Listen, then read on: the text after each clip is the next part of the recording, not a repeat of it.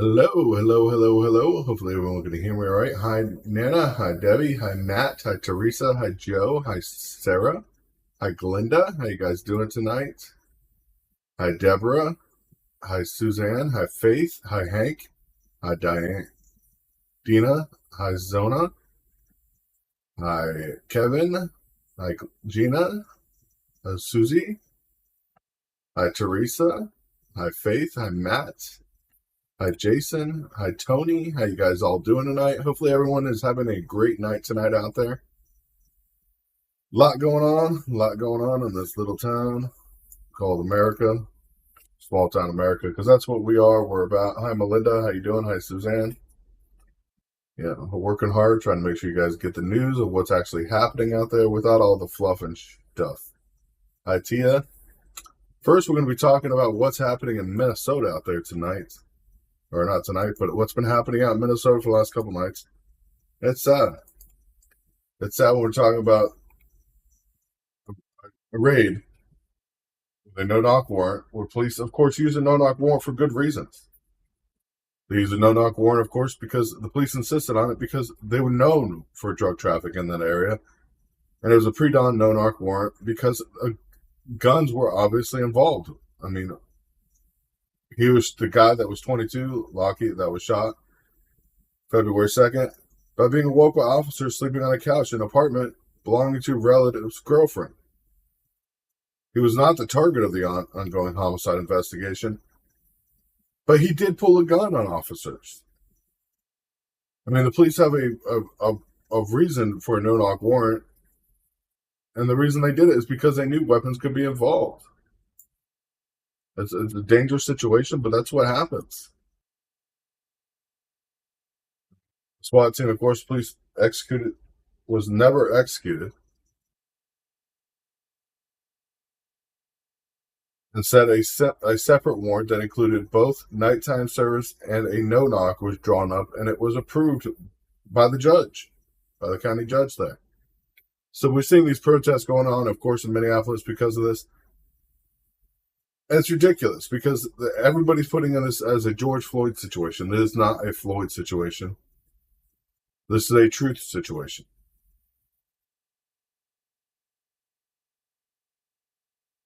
This is a truth situation. It's sad what's happening out there, and Americans, of course, and people are using this against police. This is not bad policing. Oh my God.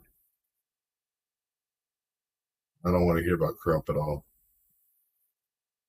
But prior to crossing threshold, they announced periodically throughout that there were police searching for the apartment.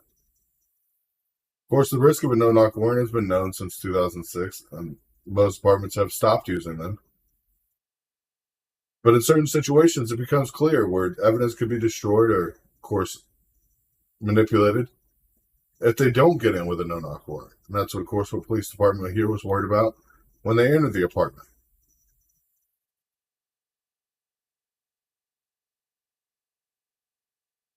Mackie Speed, who lived in the same Minneapolis apartment as the cousin of Lockheed's that was shot, has been arrested and charged by prosecutors with 2 counts of murder in January 10th fatal shooting of Otis Elder, 38 years old. This isn't like the no-knock warrant didn't end up somewhere. It didn't end up with actually an arrest. They actually got the suspect. The suspects were attempting to rob Elder when he was inside his vehicle and shot, according to police. Elder's partner, Prince Evans, 27, was the target, and his death has been swept under the rug. Amidst the attention of Lockheed's killing, the killing of Lockheed's. Evans said Elders was a devoted father of 4 and had recently started his own business. It's sad. We got 2 criminals, of course, that caused this issue in the first place, that somebody gets shot. And then the media is, of course, spinning it out of control. Every time we turn around, it's something else. Every time we turn around, it's something else going on in the United States. And not just in the U.S., but we got Canada going on still. We got the protests here in Canada. as truckers, of course, start to hurt auto plants nationwide, which I think is a good thing. Delays from the truckers' blockade are hurting plants as far as way Kentucky. Like falling dominoes, automakers across America are adding to the list of parts and plants affected by the truck blockade. All this is halted traffic between the busiest routes linking the U.S. and Canada. After temporarily halting the production at 3 of its factories in Ontario, Toyota announced Tuesday that the shortage of Canadian-made parts has hit the assembly plants in Kentucky. Ford and General Motors, of course, have felt the impact of some of their operations, though automakers still resume operations and assembly plants in Windsor. So the CEO of its brand, Ram, Mike Colano, said in an interview, the situation is fluid. It could lead to new production cuts. But let's say if we're gonna start causing problems with truckers, we got to expect what's going to happen. Truckers are the mainstream of the United States, of course, are the ones that had everything going in, causing Ford plants to be, of course, shut down. The blockade in Canada, shutting down the Ford plant. Cut off the critical route for the Ford plant in Canada. Demanding an end to the Canadian COVID-19 restrictions that forced the shutdown of the Wednesday of the Ford plant, sparking border implications for the North American auto industry. I think more of this needs to happen for Trudeau to stand down on his restrictions and allow people to operate freely. These protests, of course, are standing up for freedom, and we're expecting to see them here. I mean, if you don't know already, we're already planning on protests starting this weekend for the Super Bowl. Convoy perhaps starting in Los Angeles for the Super Bowl, as Department of Homeland Security has warned. Of course, we already know what's happening. But the Department of Homeland Security is warning U.S. law enforcement agencies that a group of truckers is planning to protest COVID-19 vaccine mandates and that it could start the weekend of the Super Bowl in Los Angeles, at the site of the Super Bowl. Ahead of the Super Bowl, DHS is surging additional staff and incident command posts to Los Angeles or nearby SoFi Stadium. Already more than 500 DHS personnel are provided in air and maritime security response resources as part of a standard operating procedure ahead of Sunday. The bulletin, of course, obtained by us, said that the convoy could head east, perhaps reaching Washington, D.C. in time for the presidential State of the Union address on March 1st. We already know that's the plan, is to be there by the 1st. This is what should be happening. People should be standing up for the rights in America. Freedoms are freedoms. They're not freedoms that you're given. They're freedoms that are had by Americans, and they should always be had by Americans. Warnings come from truckers protesting in Canada begin to hinder productions of automakers. And that's what we should be seeing here in the United States, causing gridlock and causing government operations to potentially counter-protest. If drivers won't stand up, who will?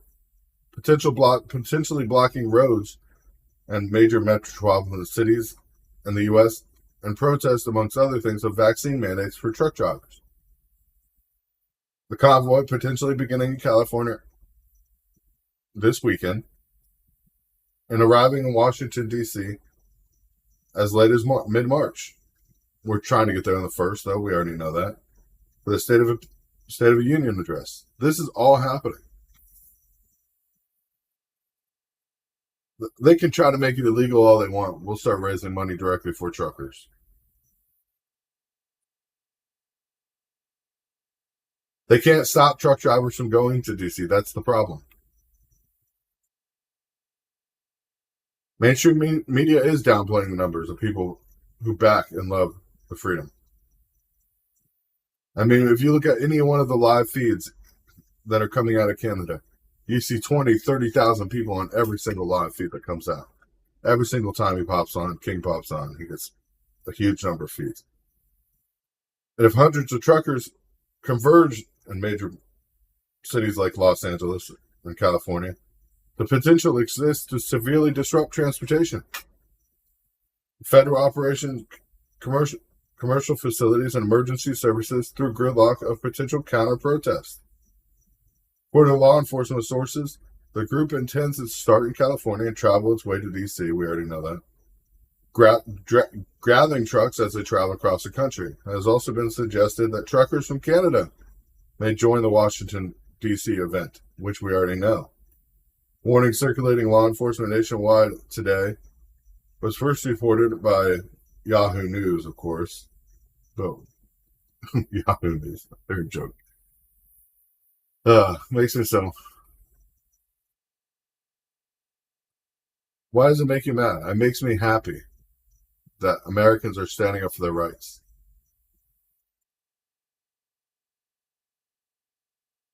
Americans are standing up for their rights. And this should have been happening all along. As Americans stand up for the rights, we gain our rights back. These are freedoms in America we deserve to keep. Freedoms in America we need to keep. Because if you haven't noticed, nothing is happening in America that is happening for our benefits at this point. We have heavy inflation happening across America, and inflation keeps getting worse. The mounting troubles for the feds and Biden, of course, are getting worse. Everything from food to women's clothing to rent to airfare is going up. Consumer pricing is going through the roof. Inflation hit another 4-decade high in January, showing little sign of slowing down, suggesting a surge in prices will continue. President Joe Biden's economy is garbage. It is not helping Americans. It is hurting us, as virtually every category of consumer pricing is going up. Labor Department reports consumer pricing rose higher than expected, the 0.6%, for the second month in a row, increasing speculation in financial markets, and the Federal Reserve might have to take more aggressive action in its campaign to increase interest rates, which are expected to begin next month. How do they plan on fighting these high interest or these high inflation rates? Well, that's the scary thing when we get to it. 0.5% interest rate increase, a single interest rate increase of 0.5%. Of course, starting off the 7 interest rate increases they plan throughout this year. Feds haven't resorted to using this since 2000, when people, of course, to fight inflation. Inflation is red hot, and pressure is on the Federal Reserve to take drastic action to control prices. But their bid to control prices is not that simple anymore. Now supporting raising rates by a full percentage point by July 1st. Given that there are only 3 Fed meetings before then, implies the Fed would have to increase rates by 0.5% in a single meeting, instead of the more typical 0.25% moves. The Fed hasn't executed a 0.5% hike since the year 2000. Investors are now pricing in a 99% chance the Fed will raise the rates by 50 base points in March. That's 0.5%. That is ridiculous. Inflation is going up, and of course, this stock market's going to take a bigger dive as these interest rates actually, if they do raise the rates. Interest rates have a direct correlation to what happens here in America, and we're seeing the facts that already weigh on us today.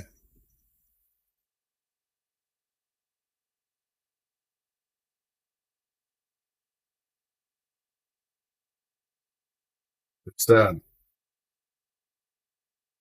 course, market watch groups are expect the market to drop at least 24%. In fact, market prices now are very tiny chances at the 0.75% percentage hike in March. They get a 0.75%, forget it. We're facing more drastic actions. None of this is sitting well with the stock market. The Dow fell over 425 points today, or 1.5%, hitting a season lows following the comments of what's happening. The fact that investors and Fed's officials and the Wall Street banks are not contemplating such an aggressive hike is telling. Just a few months ago, the debate was whether the Feds would raise the rate 2 or 3 times this year. Now there's growing sense that March alone will amount to a double hike. As we of course face these facts. And this isn't the only thing that's going to be affecting Americans. When interest rates go up, of course, we're going to be facing the interest rates going up on your credit cards, on your mortgages, on your loans, on your auto loans, on your insurance, on your everything.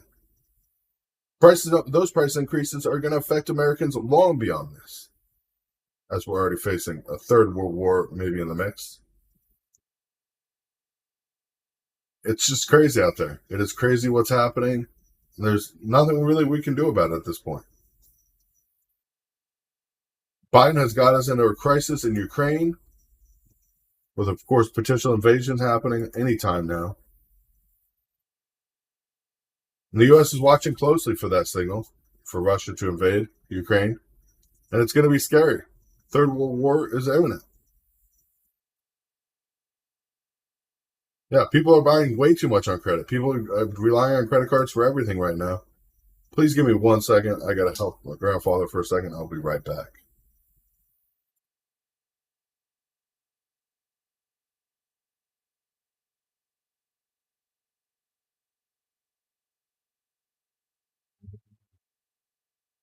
Hold on to the door.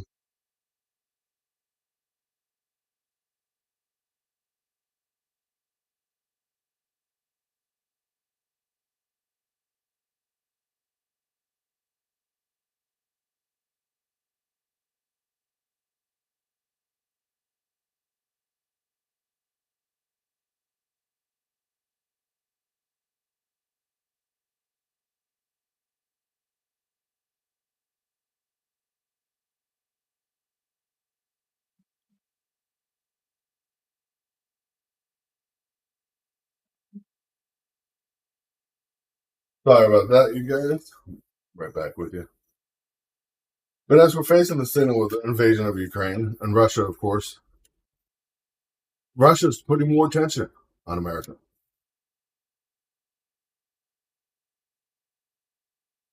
Might be a cyber attack targeting Ukraine's energy grid, or a movement of Russian battalions of tanks along the border into the firing range, or perhaps even a long-range missile attack. They're all potential signs that the U.S. and European officials are closely monitoring at this point. That could reveal Vladimir Putin is moving forward with an invasion of Ukraine. With more than 130,000 troops amassed at the Ukraine border right now, a number that continues to grow daily, with military intelligence officers scrutinizing the latest tactical maneuvers to try to anticipate Moscow's might shift from a threatening to invade to launching one. Of course, closely monitoring cyber infrastructures like the attack that hit Ukraine's government last month. We're not just watching Russian troops that amass on the border, but where they're positioned, and they keep an eye on what Russia is doing with its equipment. It is sad. It is sad, but this is a fact of time we're in. There may not be a clear tip-off for an attack on Ukraine, like the rumbling of an earthquake. There may be little to no advance warning before an invasion is underway. We're looking at the lower end options, which are executable immediately with no warning, with the force that are already deployed. Things like a Putnam strike or raid on the east, a breakout from the south, or a raid on the north. Those forces are already in position, and the numbers are with the right capabilities.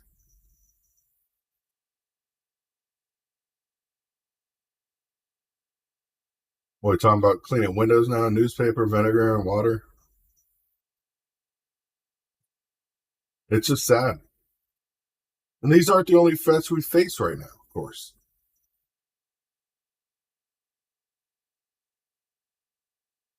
These aren't the only threats we face right now. We're not just talking about an invasion of Ukraine right now. We're talking about what North Korea could be doing any day now. With North Korea's new ICBM testing, could trigger instant crisis. Of course, resumption of North Korea's nuclear weapons or long-range missile tests would instantly send the peninsula back into crisis. Ongoing South Korean President Moon Jae-in said this week, calling for measures to preventing this from happening. A record month in North Korea missile testing in January highlighted failures from Moon's efforts to engineer a breakthrough as his term ends in May. North Korea leader Kim Jong-un has suggested that he could order a nuclear test or an international or intercontinental ballistic missile test for the first time since 2017. If North Korea's series of missile launches go as far as escaping a memorial on a long-range missile test, the North Korean peninsula would instantly fall back into the state of crisis. This could be tragic for the world.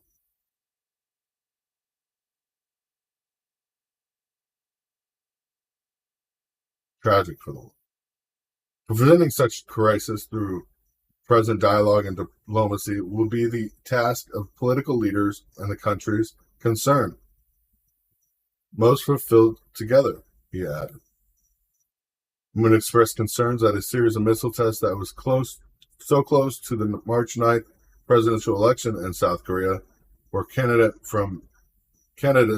from Moon's Democratic Party in a tight race with conservative opponents, Moon attempted to appear to have run out of time, saying it is unlikely to last-minute summit with Kim, the adoption of his proposal for a declaration of ending the 1950-1953 New Korean War would happen before he leaves office. So it doesn't look like the war in Korea is going to end anytime soon. And now they're saying that Korea might launch a missile soon that could technically hit the continental United States. This could be tragic for the United States. And of course, these are things we're facing day in, day out now. With a weak president and no backbone. Nobody to really back us up. Nobody really to stand for our favor. We're witnessing this firsthand as Americans tonight. Inflation's out of control.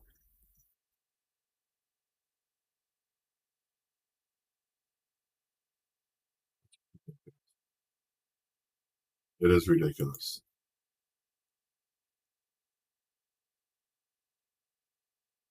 Luckily, there are no protests going on out there tonight, which is a good thing.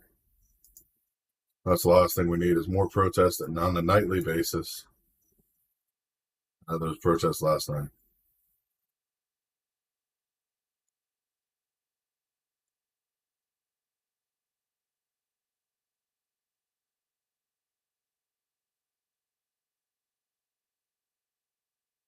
It's just sad.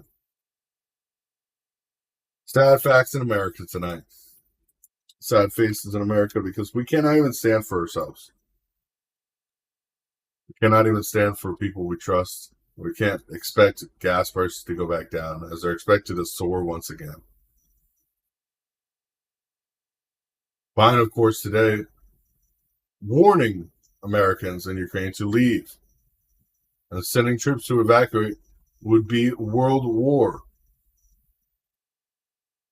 So at this point, Biden does not want to send any troops into Ukraine, but yet we already have troops there, as Russia's already shown us.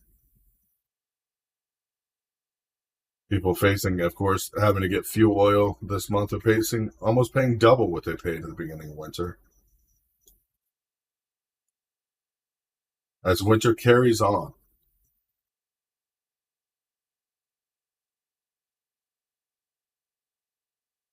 Rodney, that's exactly my concern. I would not be concerned with a war as much as if nuclear weapons did not exist today. But they do. They do.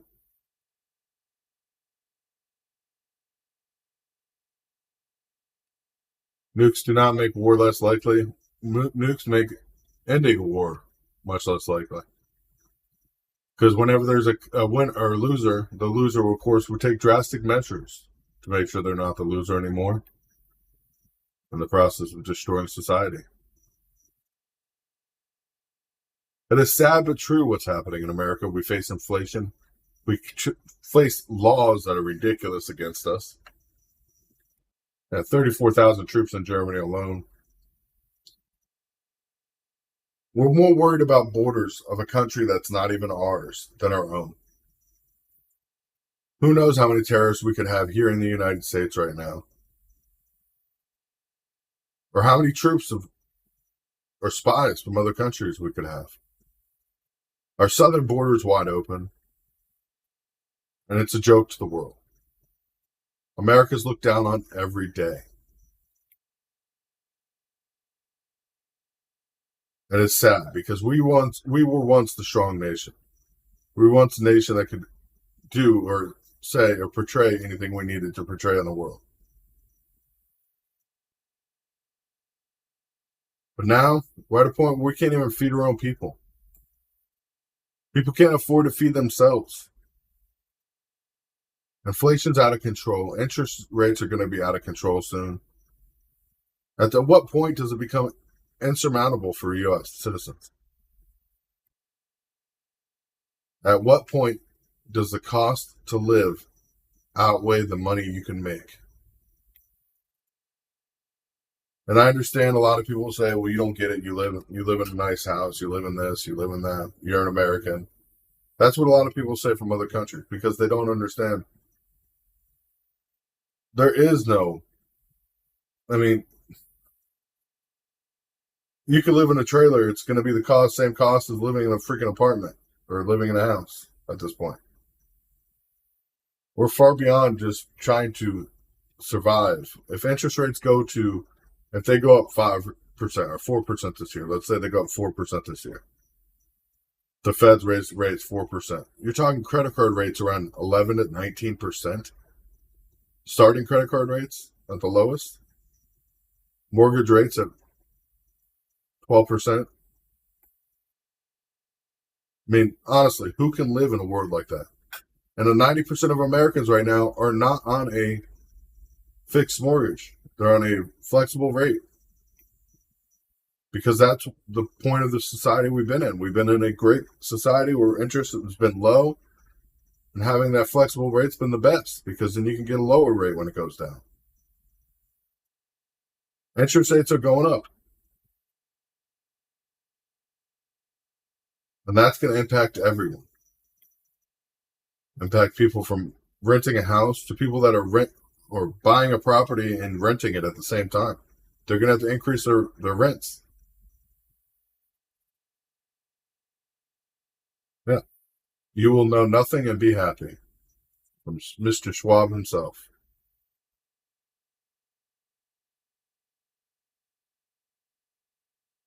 It's scary. It is scary what's happening.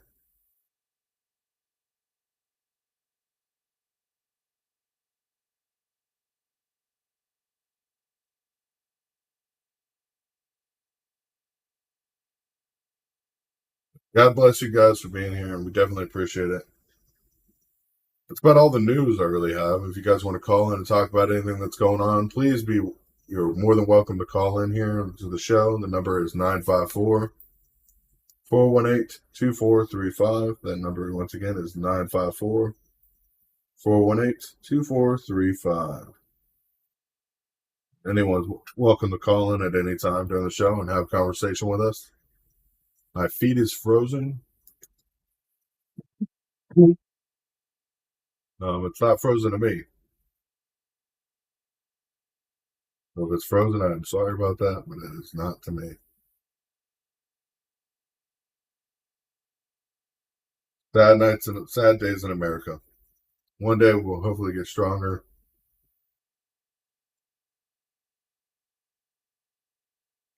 Stronger as a nation. But God bless you guys. Thank you for being here. And thank you. If you can afford to donate, we definitely appreciate that. It's just sad. It's sad. Don't worry. Crack pipes are on the way. I will officially say that. If you look at California, they have a safe smoking package that is covered under this new $30 million spending bill to make drugs safer. And crack pipes are included in that smoker's kit if you look it up in California. So Press Secretary Psaki obviously doesn't know what she's talking about, because that money goes directly to funding the program in California as one of the programs, and programs like it across the United States for safe smoking goods. So crack pipes are included in that. And of course, they call them meth pipes. The glass bulb, double blown glass pipes. That's what they call them.